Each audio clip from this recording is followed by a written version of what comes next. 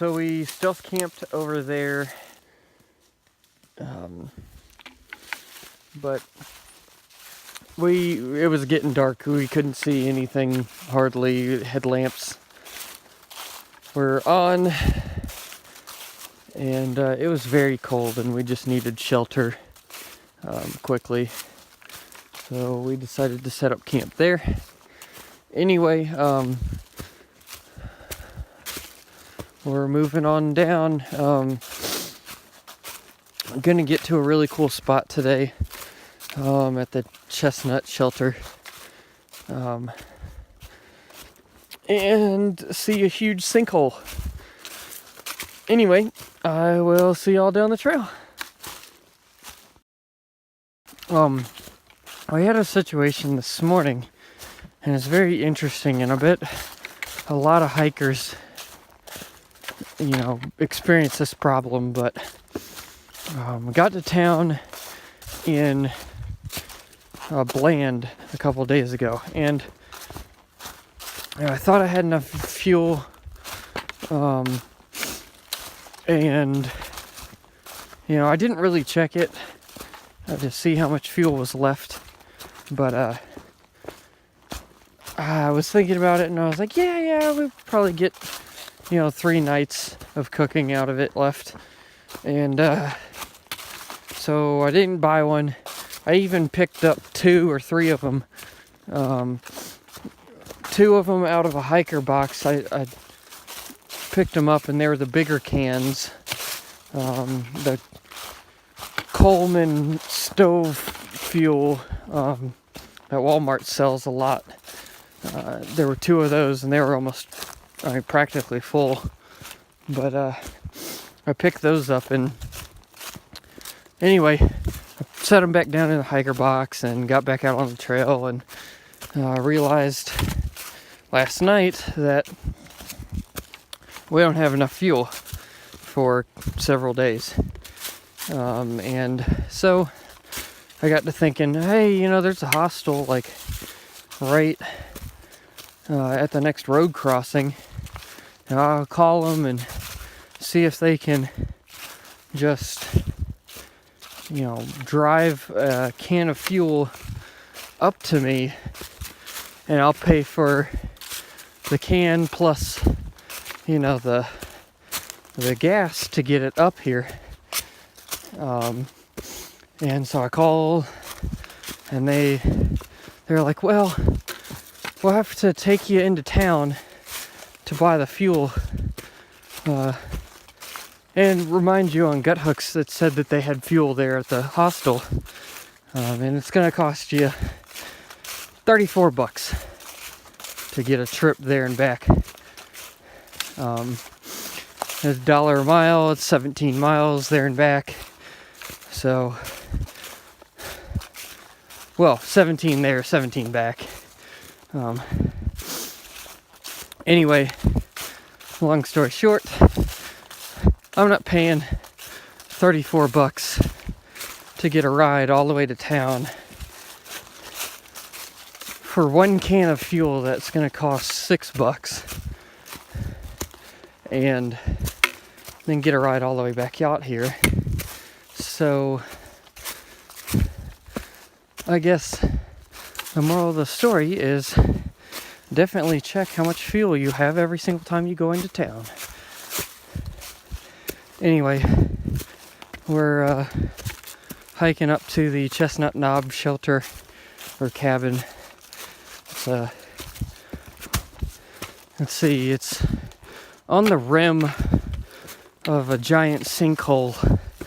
I don't know when it happened, but a long time ago. And it's Burke's Garden that's inside the sinkhole now. It's a whole bunch of farms. But anyway, I will show you that when we get there. Alright, y'all. I'll see you. So we're almost down to the road down here. There's 2 campsites, but there's a dirt road. Interesting fact, out of the Birch's Garden area that's over here, there's only 2 roads that lead out of that. One of them we crossed over today. The other one's probably on the other side. Anyway, we have to go up that thing next. Yeah, that should be interesting. I think it's over a mile. I can't remember how far up, but it's above 4,000 feet. But anyway, that's where the fire warden's cabin is up there. There's a privy up there and water. I think seasonal water though. There's if it's dry out, it probably wouldn't be there. But I don't know. We'll see when we get up there.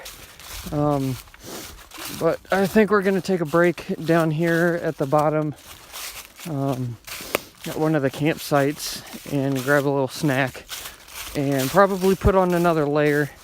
I don't know though. We're going uphill. I might put on gloves, but it's getting a little chilly. But layering is becoming a big thing now, especially as it's getting colder. Right now I only have a t-shirt on, shorts and leggings, running leggings. But I would definitely have to say if it was much colder than it is now, I'd have to have, a jacket on, and when I stopped, I'd have to put on a puffy, and I should say, fleece pants for a break. Also, they do sell like wind pants, or rain pants. I had rain pants earlier in the trip, and I found myself not using them a whole lot because, of course, it was warm and it was raining. It wasn't cold and raining. But I might get some rain pants back soon, because if it were to rain right now, I'm pretty sure I'd be pretty cold. But anyway, yeah, today's been interesting. Just going along the top of the ridge there around Birch's garden area, which again is just a whole bunch of farmland. But we've been hearing the chorus of moos all day from cows down there. It's been that's been quite a treat. Get you wondering or thinking about if the other person is talking. I've thought Rapunzel's talked or said something multiple times, and it's like she turns around and says, "No, that was the cow." Anyway, I will see you at the top of the fire warden cabin up there, Chestnut. Anyway, I'll see you. We have made it to the top of Chestnut Hill, I think. The fire warden's cabin is right over here. Well, we just walked up Chestnut Ridge, and, well, rain came into the picture. So now we can't see the giant sinkhole. Yay! Anyway, the trail goes right through here. The cabin is right in front of you. It's not extremely foggy yet, but it'd been nice to have been able to see the sinkhole. I might have to come up here again, because I really wanted to see it. But anyway, we're at 4,407 feet. I believe the trail might go down that way. But anyway, the view was right over here. Chestnut Knob, that's right. But the view would have been right here. And you cannot see that anymore because it is clouds. Anyway, it's supposed to be a really good view. Definitely gonna have to come back up here again, but we're about to hide out in the cabin here for a little bit. Looks like they put a brand new roof on it, and we're gonna have lunch. All right, y'all, I'll see you. We're walking along. This is Chestnut Ridge. The top of the mountain where Chestnut Knob Shelter was is called Garden Mountain. Anyway, on the back side, the south side, we just started coming down the mountain, and all of a sudden we get this nice grassy plain here. There's nothing, I mean, there's trees on the side, and we got this nice meadow that we're walking through. But I thought it was interesting because we're getting a little bit closer to Grayson Highlands, and I like Grayson Highlands. It's much like this, but there's just open, I mean, for miles there's just open fields like this, and you can see forever and ever. And I really hope that we don't hit the Grayson Highlands on a day like today, where it started out real nice, and by the time we got to it, it looks like this. I don't necessarily like this. This is cold and it's wet, and those two combinations make things a little bit more difficult. I mean, yeah, I'm bundled up. I don't feel like moving, but I know I gotta make it off of this thing, because I don't want to be sleeping up here. I don't have gear, warm enough gear to be sleeping up here at 4,400 something feet.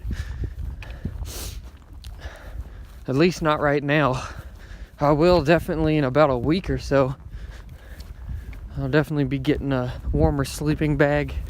Probably a 0 degree, to be honest. And maybe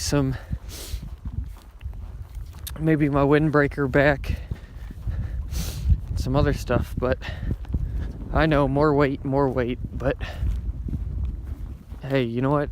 I want to be comfortable up here.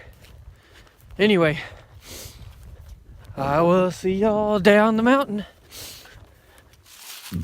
We got to camp and set up the tent. It's over there. Got everything set up. It's underneath some, you can't even hardly see it. I guess it's rhododendron. Anyway, we used the fire to heat up our food, considering we don't have any fuel, and I used the rest of the fuel as well, so I know we definitely don't have any now. And I know you're not supposed to use an MSR stove to hang over the fire, but it just so happened to do that to my pot. Kind of sucks, yeah, but